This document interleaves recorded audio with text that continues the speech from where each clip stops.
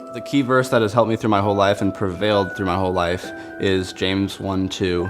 Consider it all joy, my brethren, when you consider trials of various kinds, knowing that the testing of your faith produces endurance.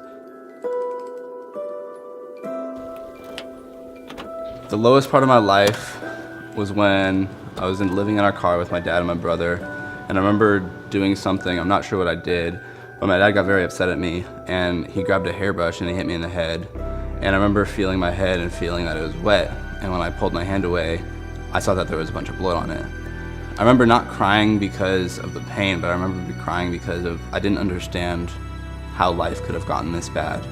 I remember one of my first times at Youth Venture, because it was during another very low point in my life. There was no food in our house, and me and my brother didn't know what to do for dinner. So one time we walked down to Youth Venture, and we walked in right as a staff meeting had just ended, and there was tons of bagels and fruit and donuts, and to us, having no food, this was a paradise. I remember meeting Jeremy Miller for the first time and experiencing this new hope and this new love because of the love that he was showing me.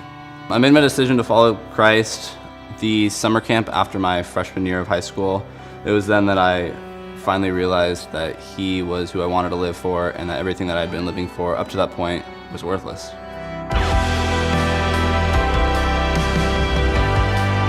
Things at home and my home life got even worse than they ever were. A family from this church, Don and Aaron Reed, they actually opened up their house to me, and I was able to move in with them. And it was there I was able to develop a Christian home.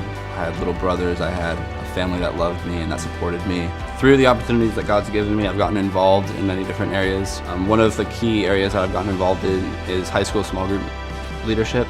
To anyone out there that's considering ministry, I strongly encourage it. It's something that not only gives you an opportunity to serve others, but allows God to use them to minister to you. Before I knew God, and even as I continue to know God, I always classified my family as a broken family, one that could never be restored. And I even thought that I could never have hope for my dad.